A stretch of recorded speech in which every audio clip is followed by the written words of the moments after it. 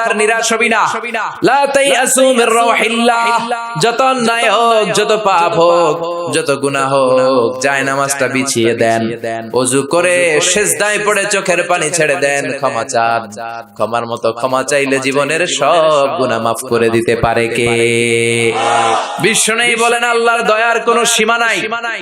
প্রতিদিন আমি বিশ্বনবী আল্লাহি লা আস্তাগফিরুল্লাহ ওয়া আতুবু ইলাইহি ফিল ইয়াউমি আকসার মিন 70 মাররা, প্রতিদিন আল্লাহর দরবারে আমি বিশ্বনবী 70 বারের বেশি তওবা করি, ইস্তেগফার পড়ি। কয়বার? আকসার মিন 70 মাররা, more than 70 times in a day, একদিনে 70 বারের বেশি। এই নবীর কোনো গুনাহ নাই? গুনাহ আছে? কথা বলেন।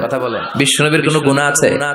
ওনার কোনো পাপ নাই, পঙ্কিলতা নাই, নিষ্পাপ একজন মহামানব, একজন অসাধারণ ব্যক্তিত্ব। তিনিও প্রতিদিন 70 বারের বেশি তওবা করতেন। তাহলে আমরা যারা গুনার সাগরে হাবুডুবু খাই, আমাদের করা দরকার কয়বার? হ্যাঁ, আহা। রব্বুল আলামিন বললেন, গোলাম, যত বড় গুনার সাগরে তুমি হাবুডুবু খাও না কেন, তোমার জন্য আমার রহমতের দরজা খোলা আছে না নাই? আল্লাহ বললেন, গাফিরিয যামবি ওয়া কাবিলিত তাওবা, আমার কাজ হলো গুনাহ মাফ করা, তওবা কবুল করা। শয়তানের কাজ হলো খালি ওয়াসওয়াসা দেওয়া, বান্দার কাজ হলো ওয়াসওয়াসা খেয়ে গুনাহ করা। আল্লাহ বলে, আমি আল্লাহর কাজ হলো খালি ক্ষমা করা।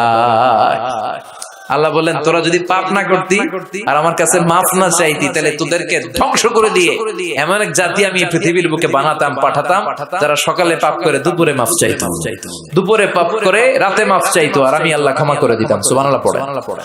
আল্লাহর কাছে সবচেয়ে প্রিয় জিনিস হচ্ছে ক্ষমা করা। কি করা? বান্দা যখন আল্লাহর কাছে ক্ষমা চায়, আল্লাহর কাছে ফিরে আসে, যে আমরা বলি তাওবা, তাওবা মানে টু রিটার্ন ব্যাক, ফিরে আসা, মনিবের কাছে ফিরে আসা, ভুলকে বুঝতে পারা, ক্ষমা চাওয়া, চোখের পানি ছাড়া। বিশ্বনবী বলেন, 2 ফোঁটা চোখের পানি আল্লাহর কাছে সবচেয়ে প্রিয়। এক হচ্ছে জিহাদের ময়দানে রক্তের ফোঁটা, 2 ফোঁটা পানি আল্লাহর কাছে সবচেয়ে প্রিয়। এক হচ্ছে জিহাদের ময়দানে রক্তের ফোঁটা, 2 হচ্ছে অনুতপ্ত বান্দার ক্রন্দনরত অবস্থায় চোখের পানির ফোঁটা। এই অনুতপ্ত বান্দার চোখের পানি আল্লাহর কাছে এত প্রিয়। অনুতপ্ত বান্দা যখন হাত তুলে মাথাটা নিচের দিকে করে চোখের পানি ছাড়ে, ওই চোখের পানি চোখ বেয়ে নাকের ডগা পেয়ে জমিনে পড়ার আগে ওই গুনাহগার বান্দারে মাফ করে দেয় কে? সাইয়েদনা আদম ভুল করলেন, আমরাও ভুল করি। সাইয়েদনা আদমকে আল্লাহ ক্ষমা করলেন, আমাদের গুনাহগুলো ক্ষমা করবে কে? সাইয়েদনা আদম দুনিয়ার বুকে এসে শত শত বছর আল্লাহর কাছে ক্ষমা চাইলেন। আল্লাহ বললেন, আদম, তোমাকে কয়েকটা কালিমাত, বাক্য আমি শিখিয়ে দেই, এই বাক্যগুলো দিয়ে অনুতপ্ত হয়ে ক্ষমা চাও, ক্ষমা করে দিব। সাইয়েদনা আদম পড়তে আরম্ভ করলেন, রব্বানা যালামনা আনফুসানা ওয়া ইল্লাম তাগফির লানা ওয়া তারহামনা লানাকুনান্না মিনাল খাসিরিন। আল্লাহ, পাপ করেছি, অন্যায় করেছি, ভুল করেছি, তুমি যদি মাফ না করো, মাফ করার কেউ নাই। ঠিক কি না? লানাকুনান্না মিনাল খাসিরিন। আল্লাহ, আমরা ক্ষতিগ্রস্তদের মধ্যে অন্তর্ভুক্ত হয়ে যাব। এজন্য সাইয়েদনা আদম আলাইহিস সালাম যা করলেন, ওই পদ্ধতিতে আমাদেরও তওবার দরকার আছে না নাই? তওবা কবুল হওয়ার জন্য কয়েকটা শর্ত আছে, শুনবেন। 1 নাম্বার শর্ত হচ্ছে অ্যাকনলেজমেন্ট, স্বীকারোক্তি, আল ইকরার। You have to acknowledge what you have done from sin. কি পাপ করছেন এগুলো গুনে গুনে আল্লাহরে বলবেন, আল্লাহ আমি পাপী, এই আকাশের নিচে, এই জমিনের উপর আমার চেয়ে বড় পাপী কেউ নাই, আমি সবচেয়ে বড় পাপী, আমি নরপিশাচ, আমি নাদান, আমি মূর্খ, আমি নালায়েক। চিল্লায় এখন ঠিক কিনা? এইভাবে নিজেরা ছোট করেন আর স্বীকার জান, আল্লাহ আমি পাপী, আমার চাইতে বড় পাপী কেউ নাই। আমরা সবাই পাপী, আমাদের 14 গোষ্ঠী পাপী। জোরে কোন ঠিক কিনা? সবাই পাপী, সব আমরা পাপ করেছি, আল্লাহ আমার চেয়ে বড় পাপী কেউ নাই। এভাবে স্বীকার করেন, আল্লাহ আমি এই পাপ করেছি, আমি নামাজ ছেড়েছি, আমি মিথ্যা সাক্ষী দিয়েছি, প্রতিবেশীর উপর জুলুম করেছি, অন্যায় করেছি, খারাপ আচরণ করেছি। একটার পর একটা স্বীকার জান, এগুলো স্বীকার গেলে খুশি হয় কে? 2 নাম্বার শর্ত নাদামা, অনুতপ্ত হওয়া, repentant. You have to be repentant what you have done from sins. আপনি অনুতপ্ত হন, আপনি চোখের পানি ছাড়েন, আপনি নত হন আর আল্লাহরে বলেন, আল্লাহ আমি অনুতপ্ত, আর জীবনে করব না। 3 নাম্বার শর্ত হচ্ছে stop, what you have done from sins, যে পাপগুলো করেছেন এটা এখনই বন্ধ করেন। অনেকে কয় না এগুলা কইরা যাই, পরে কদরের রাতে মাপসাম আছে না নাই? ও যে কদর পাবে কোনো গ্যারান্টি আছে? কথা বলেন, আরে কদর তো অনেক দূরে, আরো একদিন যে বাঁচবো কোনো গ্যারান্টি? কথা কন। শ্বাস যেটা ভিতরে ঢুকালাম, ব্রেথ ইন, এই ব্রেথ আউট, শ্বাসটা বের করতে পারবো, কোনো গ্যারান্টি আছে? লা ইস্তাখিরুনা সাআতা ওয়া লা ইস্তাকদিমুন, এক সেকেন্ড আগেও আসে না, এক সেকেন্ড পরেও আসে না, সেটার নাম হচ্ছে মরণ। চিল্লায় বলেন ঠিক কি না? তার মানে আপনাকে থেমে যেতে হবে। থামেন, অনেক হয়েছে, আন্না, stop, what you have done from sins, থামেন, থেমে যান, আর করবেন না। 4 নাম্বার হচ্ছে to hate what you have done, যা আপনি করেছেন এটা মন থেকে ঘৃণা করেন। সুদ খেয়েছেন, অনুতপ্ত হয়েছেন, স্বীকার করেছেন, থেমেছেন, এবার এটা ঘৃণা করেন অন্তর থেকে, মন দিয়ে ঘৃণা করেন। 5 নাম্বার শর্ত হচ্ছে to determine that you never repeat this sin in your life again। আপনি আল্লাহরে ওয়াদা দেন, কমিটমেন্ট দেন, আর বলেন আল্লাহ আমার জীবনে পারত পক্ষে এই কাজ আমি আর করব না। এই পদ্ধতিতে যদি আমরা আল্লাহর কাছে ক্ষমা চাই, ক্ষমা করবে কে? চিল্লায় বলেন কে? আল্লাহ বলে গোলাম যখনই ক্ষমা চাইবি আমার দরজা তোর জন্য খোলা। 24/7, সপ্তাহের 7 দিন, মাসের 30 দিন, বছরের 365 দিন তওবার দরজা খোলা আছে না নাই? শুধু 2টা সময় তওবার রাস্তা বন্ধ করে দেয় কে? 1 নম্বরে বাদাল গারগারা, মালাকুল মাউত যখন চলে আসে, রুহু নেয়ার জন্য যখন টানাটানি করে, মালাকুল মাউতের চেহারা যখন মুমূর্ষু রোগীটা দেখে ফেলে, মৃত্যুর পথযাত্রী যখন মালাকুল মাউতকে চাক্ষুষ দেখে ফেলে, তখন তওবার রাস্তা ব্লক করে দেয় কে? তখন তওবা আল্লাহর কাছে করলে এটা কবুল হবে? আজীবন চান্স পাইছে, করে নাই। মালাকুল মাউতকে যখন দেখে ফেলবেন তখন আর তওবার রাস্তা খোলা থাকবে না, ওটা ব্লক, ওটা বন্ধ করে দেয় কে? ফেরাউনও যখন মালাকুল মাউতকে দেখছে আর লোহিত সাগরে ডুবতে ডুবতে যখন পানি খাইছে, পানি খাইতে খাইতে ফেরাউনের পেটটা এত বড় হয়ে গেছে, তখন ফেরাউন হাত তুলে বলে আনা মিনাল মুসলিমিন, কয় আমি মুসলমান। দেখছেন কত ভালো মানুষ। ফেরাউন না যদি মুসলমান হয় তা আমরা থেকে লাভ কি? কথা বলে তখন বলে আমি মুসলমান, তখন আর বাঁচার উপায় নাই। আল্লাহ বলে না, এখন করলে তো হবে না, তোমার সময় শেষ। কারণ তাকে যখন সাইয়েদনা মুসা আলাইহিস সালাম যাকাতের কথা বলল, সে বলল আমি যাকাত দিব না। সাইয়েদনা মুসা আলাইহিস সালাম বললেন আযাবের অপেক্ষা কর। আল্লাহ আযাব পাঠালেন, ফাখাসাফনা বিহি ওয়া বিদারিহিল আরদ, কারণকে সহ, কারণের সব সম্পদ সহ আল্লাহ জমিনে দাবিয়ে দিতে লাগলেন। কারণও যেতে লাগলো, হাঁটু পর্যন্ত যায় তার ভয় হয় না, কোমর পর্যন্ত যায় তার ভয় আসে না, গলা পর্যন্ত যখন মাটিতে দেবে যায় সেও হাত তুলে কয় আমি মুসলমান। কি কয়? একই সিস্টেম, ফেরাউনের সিস্টেম, আমি মুসলমান। মুসা আমার যত সম্পদ তোরে আর তোর আল্লাহরে দিয়ে দিলাম, আমারে বাঁচা। এতক্ষণ যাকাতই দেয় না, এখন সব দিয়া ফেলায়। কত বড় ডাকাত!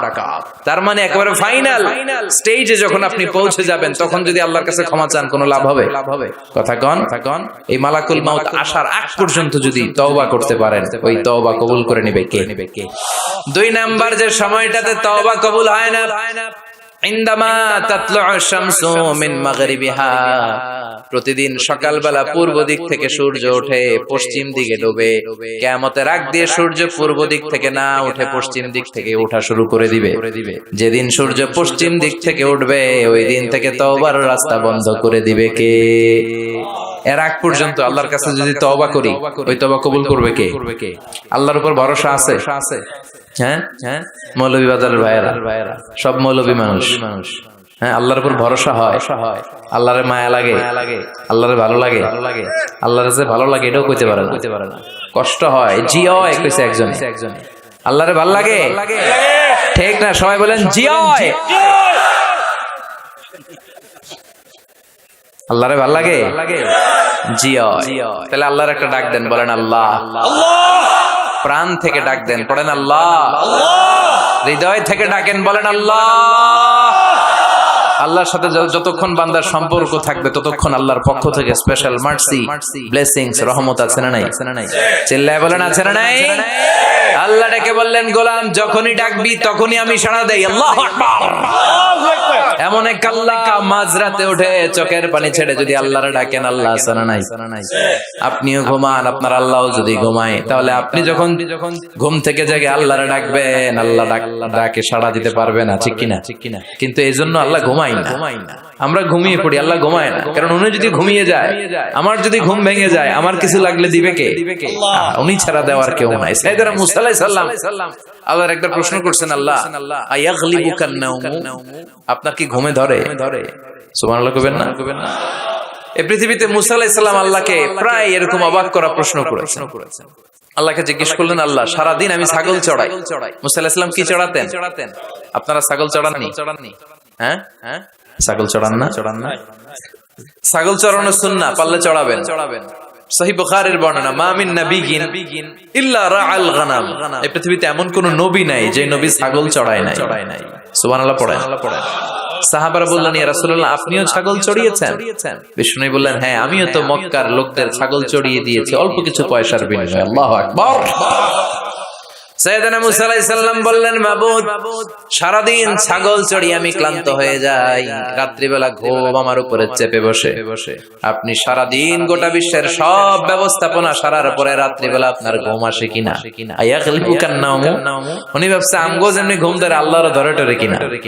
আল্লাহ এই প্রশ্নের উত্তর না দিয়ে সাইয়েদনা মুসা আলাইহিস সালামকে বললেন, দুইটা গ্লাস নাও, পানি ভর্তি গ্লাস, আর এই গ্লাসের ভেতরে পানি নাও, নিয়ে তুর পাহাড়ের উপরে দাঁড়াও। মুসা আলাইহিস সালাম গ্লাসের ভেতরে পানি নিয়ে তুর পাহাড়ের ঠায় দাঁড়িয়ে রইলেন। আর আল্লাহকে জিজ্ঞেস করলেন, আল্লাহ আয়াগলিবুকান নাওমু, জিজ্ঞেস করলাম আপনার ঘুমে ধরছে কিনা, আপনি পানি নিতে বললেন কেন? আল্লাহ বললেন, নো টক, কোনো কথা বলা যাবে না, যা বলেছি তা করো। তো সাইয়েদনা মুসা আলাইহিস সালামকে বললেন দাঁড়িয়ে থাকো, আর ঘুমরে বললেন তুই মুসারে ধর। ঘুমরে কি বললেন? মুসা আলাইহিস সালামকে ধরো। ঘুম যে সাইয়েদনা মুসা আলাইহিস সালামকে ধরলেন, উনি আর দাঁড়ায় থাকতে পারেন। আল্লাহ বললেন, এই গ্লাসের পানি কিন্তু ফালানো যাবে না, দাঁড়িয়ে থাক। সাইয়েদনা মুসা আলাইহিস সালাম একবার ডান পাশে যায়, একবার বাম পাশে, এদিক ওদিক করে, নাড়াচাড়া করে, মাগার দাঁড়িয়ে থাকতে পারে না, কারণ ঘুম অর্ডার মানে কার? সাইয়েদনা মুসা আলাইহিস সালামকে ধরলেন। মুসা আলাইহিস সালাম আর দাঁড়িয়ে থাকতে পারে না, ঘুমের ধাক্কায় পড়ে যায়। হাতের গ্লাসগুলো জমিনে পড়ে খান খান হয়ে যায়, টুকরো টুকরো হয়ে যায়, পানিগুলো পড়ে যায়, গ্লাসগুলো ভেঙে যায়। আল্লাহ মুসা আলাইহিস সালামকে ডেকে বললেন, ও মুসা, বেশি কিছু নয়, শুধুমাত্র দুইটা পানির গ্লাস, পানি সহ হেফাজতের দায়িত্ব দিয়েছিলাম, এই ঘুমের কারণে হেফাজত করতে পারো নাই। আমি আল্লাহ যদি তোমার মতো এরকম ঘুমিয়ে যেতাম, চন্দ্রের সাথে সূর্য লেগে, পৃথিবীর সাথে মঙ্গল লেগে, একটার সাথে আরেকটা তারা, গ্রহ নক্ষত্র লেগে, গ্লাস দুইটার মতো খান খান হয়ে ভেঙে যেত রে মুসা, ভেঙে টুকরা টুকরা হয়ে যেত। লা তাখুযুহু সিনাতু ওয়ালা নাওম, never the slips not the slumber overtakes him. আল্লাহর ঘুম তো ধরেই না, ঘুমের আগে যে ঝিমুনি আসে, তন্দ্রা আসে, ওইটাও ধরে না। সে আল্লাহ ডেকে বললেন, গোলাম, যখনই ডাক দিবি আমি আল্লাহ আছি না নাই? বিশেষ করে শেষ রাতে আল্লাহ ডাকতে থাকেন, আলা মিন মুস্তাগফিরিন আগফিরালা, কার ক্ষমার দরকার ক্ষমা চাও, ক্ষমা করে দেব। আলা মিন মুস্তারজিকিন আরযুকালা, কার দারিদ্রতা আছে আমার কাছে চাও, রিজিকের ব্যবস্থা করে দেব। কার ক্ষমতা দরকার, কার সুন্দরী বউয়ের দরকার, আমার কাছে চাও, দিয়ে দেব। কে পরীক্ষায় সফল হতে চাও, কে বিপদ থেকে মুক্তি পেতে চাও, আমি আল্লাহর কাছে চাও, আমি দিয়ে দেব। সুবহানাল্লাহ পড়ে। আর ওই টাইমে আমরা নাক ডেকে ঘুমাই। আল্লাহ দেওয়ার জন্য প্রস্তুত, উনি ডাকছেন, কিন্তু ওনার ডাকে সাড়া দেওয়ার সময় আমাদের নাই। কথা বলেন। এজন্য শেষ রাতে আল্লাহর কাছে চাওয়ার দরকার আছে না নাই? তাহাজ্জুদের জায়নামাজে দাঁড়ানোর দরকার আছে না নাই? তাহাজ্জুদের জায়নামাজে মরণ দিও প্রভু আমায়, একামতে দিনের কাজে কবুল করে নিও আমায়। তাহাজ্জুদের জায়নামাজে মরণ দিও প্রভু আমায়, একামতে দিনের কাজে কবুল করে নিও আমায়। পড়েন আমিন। তাহাজ্জুদ যারা পড়বে এদের সম্মানকে বাড়িয়ে দিবে কে? আল্লাহ ডেকে বললেন, গোলাম, এমন একটা মুহূর্ত নাই যেই মুহূর্তে আমি তোর রক্ষণাবেক্ষণ করি না। আমি হলাম the nourisher, the cherisher, the sustainer of this multi dimensional universe 24/7। যখনই যাবি, যখনই আল্লাহ বলে আমরা ডাকবো, এটাকে সাড়া দেওয়ার তিনি আছেন না নাই? এজন্য যখনই অন্যায় হবে সাথে সাথে তওবা করব। অনেকে বলে, না আজকে অন্যায় করেছি, আজকে না, কালকে মাফ চাবো, এই বছর করছি, আগামী বছর বছর মাফ চাবো, এই বছরে পাপ টাপ করে নেই, আগামী বছর উমরায় যাব, কাবা ঘর ধরে মাফ চাবো, এরকম আছে না নাই? আপনি যে কাবা ঘর পর্যন্ত পৌঁছতে পারবেন গ্যারান্টি আছে? না, দেরি করা ঠিক না। কয়েকটা কাজে দেরি করতে বিশ্বনবী নিষেধ করেছেন। এক নাম্বার as-salatu fi waqtiha, নামাজের সময় হলে নামাজ পড়ে নেয়া। দেরি করা যাবে? সালাত প্রতিষ্ঠায় দেরি করা যায়? সালাতে কায়েম করো, সালাতে কায়েম করো, হবে সম্মানী তুমি, হবে জান্নাতি তুমি, হবে সম্মানী তুমি, হবে জান্নাতি তুমি, দিবে কাল হাসরে শীতল ছায়া আরশে আজিম, রব্বিয়াল আলা রব্বিয়াল আযীম। ঠিক কি না? সালাতের সময় হবে তো সালাত করবেন। মাইয়েত, কেউ মারা গিয়েছে, সাথে সাথে দাফন কাফনের ব্যবস্থা করবেন। ছেলেমেয়েরা প্রাপ্ত বয়স্ক হয়েছে, বিয়ের ব্যবস্থা করবেন। ঋণী আপনি, হাতে অর্থ এসেছে, সাথে সাথে ঋণ দিবেন। এগুলোতে দেরি করা যাবে? 5 নাম্বার হচ্ছে আত-তাওবা ফাওরান, পাপ হয়েছে কোনো দেরি নয়, কালকে নয়, সকালে করেছি রাতে নয়, যখনই পাপ করেছি সাথে সাথে তওবা করব। কার কাছে? চোখের পানি ছেড়ে দেন আল্লাহর কাছে, কায়মন বাক্যে চোখের পানি ছেড়ে তওবা করেন। অনেকে মনে করে হুজুর ডেকে তওবা করানো লাগে। কথা কন, মৌলভী বাজারে এগুলা নাই, আছে? মনে করে যে পীর সাহেব হুজুরের হাতে হাত রেখে তওবা পড়তে হবে, ইমাম সাহেবকে লাগবে, বড় হুজুরের লাগবে, হুজুর আসতে না পারলে মনে হয় তওবা হবে না। এরকম চিন্তা ভাবনা করার কোনো সুযোগ আছে না। আপনার রবের কাছে আপনি ক্ষমা চাইবেন, কাউরে লাগবে না। চোখের পানি ছাড়েন, আল্লাহরে ওয়াদা দেন আল্লাহ আর করবে না। আল্লাহর কাছে ক্ষমা চান, আপনারে ক্ষমা করবে কে? উনি হচ্ছেন ক্ষমাশীল। প্রতিনিয়ত ক্ষমা চান, যতবার অন্যায় হবে ক্ষমা চান। বিশ্বনবী প্রতিদিন ক্ষমা চাইতেন কয়বার? চিল্লায় বলেন। 70 বারেরও বেশি। আকসার মিন 70 মাররা, 70 বারেরও বেশি বিশ্বনবী পড়তেন আস্তাগফিরুল্লাহ। কি পড়তেন? আওয়াজ করে পড়েন আস্তাগফিরুল্লাহ, আবার পড়েন আস্তাগফিরুল্লাহ। আর বিশ্বনবী বলতেন মান লাজিমাল ইস্তিগফার জাআলাল্লাহু লাহু মিন কুল্লি দিকিন মাখরাজা, সব সময় যে ইস্তিগফার পড়বে সে যদি কোনো বিপদে আটকে যায়, বিপদ থেকে উদ্ধার করবে কে? আমাদেরকে বিপদ থেকে উদ্ধার করে কে? না আমাদের বড় পীর সাহেব, না আপনাদের এখানে শাহজালাল ইয়ামানির মাজার আছে তো উনি উদ্ধার করে এলাকার লোকদেরকে। হ্যাঁ, উদ্ধার করে কে? বাঁচাতে পারে কে? তরাতে পারে কে? সুস্থ রাখতে পারে কে? সফলতা দান করতে পারে কে? জান্নাত দিতে পারে কে? আল্লাহ ছাড়া কেউ কিছু করতে পারে না, এমনকি বিশ্বনবীও কিছু করতে পারে না। ঠিক কিনা? বিশ্বনবীর কাছেও চাওয়া যায় না, কারণ বিশ্বনবী নিজেও চাইতেন কার কাছে? বিপদে আপদে সব সময় আমরা একটা সত্তার কাছে চাই। চিল্লায় বলেন তিনি কে? এজন্য বিশ্বনবী বলতেন যারাই সব সময় ইস্তিগফারের সাথে লেগে থাকবে তারা প্রথমত আল্লাহর কাছে বিপদ থেকে মুক্তি পেয়ে যাবে। বিপদে পড়লেই মুক্তি। মান লাজিমাল ইস্তিগফার জাআলাল্লাহু লাহু মিন কুল্লি দিকিন মাখরাজা ওমিন কুল্লি হাম্মিন ফারাজা, আর আপনাকে দুশ্চিন্তা মুক্ত করে দিবে কে? এগুলো হচ্ছে ফাদাইলুল ইস্তিগফার, ইস্তিগফারের ফজিলত। বিপদে পড়বেন আপনার বিপদ মুক্ত করে দিবে, টেনশন মুক্ত করে দিবে। আমাদের সমাজে টেনশন আছে না নাই?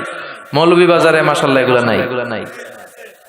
হ্যাঁ, কি টেনশন বলেন? কিসের এত টেনশন আপনাদের? সবার চেহারা কত সুন্দর, কি হাসি খুশি, হ্যাঁ, খেয়ে দে নাদুস নাদুস সবাই।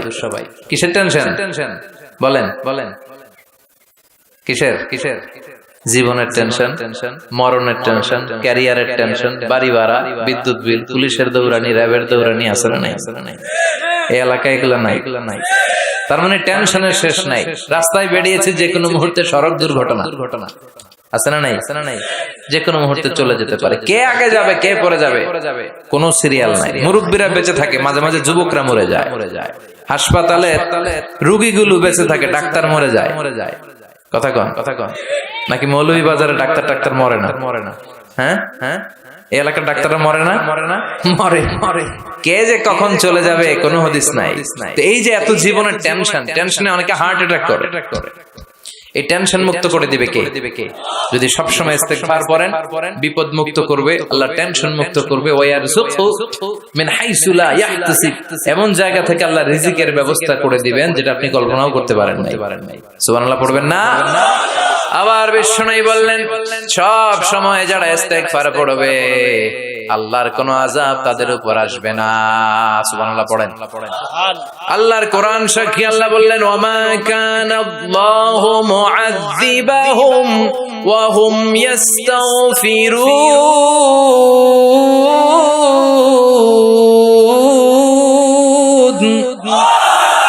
যতক্ষণ আমার বান্দাগুলো, আমার গোলামগুলো আমার কাছে ক্ষমা চাইতে থাকবে, আমার বান্দার উপরে আমার কোনো আযাব পতিত হবে না। সুবহানাল্লাহ পড়েন। সবসময় আযাব মুক্ত থাকবেন, বিপদ মুক্ত থাকবেন, কিন্তু শর্ত হচ্ছে সবসময় কি পড়তে হবে? 5 নাম্বার ইস্তিগফারের ফজিলত হচ্ছে বেশি বেশি ইস্তিগফার পড়লে আল্লাহ তাআলা আপনাকে মুস্তাজাবুদ দাওয়া বানিয়ে দিবে। কি বানায় দিবে? মুস্তাজাবুদ দাওয়া মানে এমন ব্যক্তি আপনি হয়ে যাবেন, আপনি হাত তুলতে দেরি, ওই দোয়া কবুল হতে দেরি হবে। সুবহানাল্লাহ পড়বেন না? মুস্তাজাবুদ দাওয়া হতে মন চায়? কার কার মনে চায়? সবার মনে চায়?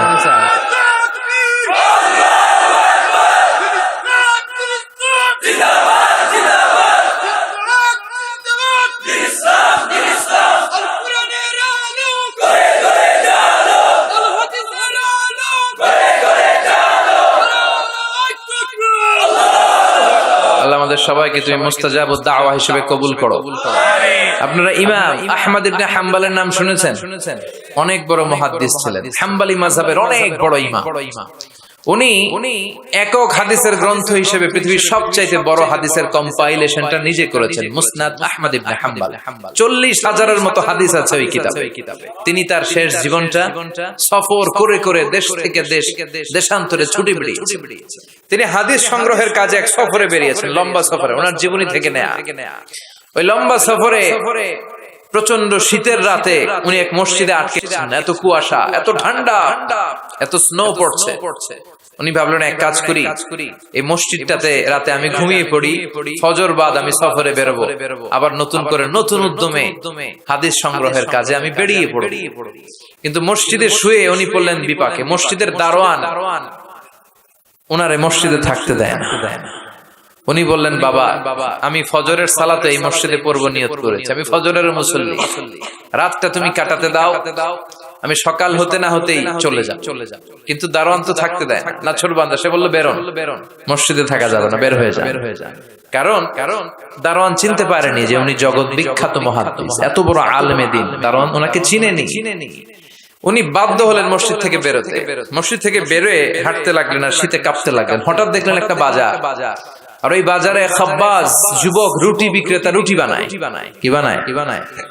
ওই খাব্বাসকে যে সালাম দিলেন, আসসালামু আলাইকুম, বাবা আমি তোমার রুটির দোকানের পাশে বসতে চাই, একটু আগুন পোহাতে চাই, যদি তুমি অনুমতি দাও। খাব্বাস বলে আহলান ওয়া সাহলান ওয়া মারহাবান বিক, আসেন বসে যা, বিশ্রাম নেই, আগুন পোহান। আপনি আগুন পোহালে আমার ক্ষতি কি? সুবহানাল্লাহ কইবেন না? কি ভদ্র যুবক। সাইয়েদনা ইমাম আহমদ ইবনে হাম্বল আল্লাহর শুকরিয়া করলেন, বসলেন, আগুন পোহাতে লাগলেন আর হাদিসের বই পড়তে লাগলেন। আর দেখলেন এ খাব্বাস রুটি দোকানদারের মালিক, যুবক রুটি বিক্রেতা, রুটি বানায় আর কিছুক্ষণ পর পর পড়ে আস্তাগফিরুল্লাহ। কিছুক্ষণ পর পর সে শুধু পড়ে আস্তাগফিরুল্লাহ। রুটি বানায় পড়ে আস্তাগফিরুল্লাহ, খামির বানায় পড়ে আস্তাগফিরুল্লাহ, চুলার মধ্যে রুটি ঢুকিয়ে দেয় আর পড়ে আস্তাগফিরুল্লাহ, শুধু আস্তাগফিরুল্লাহ। কেউ রুটি কিনতে আসলে তাকে রুটি দেয় আর পড়ে, টাকা নিয়ে ক্যাশ বক্সে রাখে আর কি পড়ে, শুধু এটাই। ইমাম আহমদ ইবনে হাম্বল কৌতূহলবশত জিজ্ঞেস করলেন, ইয়া শাব মালাক দাইমান তাকরাউনা আস্তাগফিরুল্লাহ, হে যুবক ঘটনা কি? আসার পর থেকে খালি দেখতেছি আস্তাগফিরুল্লাহ আস্তাগফিরুল্লাহ আস্তাগফিরুল্লাহ, কেন? যুবক বলে, ইস্তিগফার বেশি বেশি পড়ার কারণে আমি জীবনে অনেক কিছু পেয়েছি। কি পেয়েছো? জাআলানিল্লাহু তাআলা মুস্তাজাবাদ দাওয়া।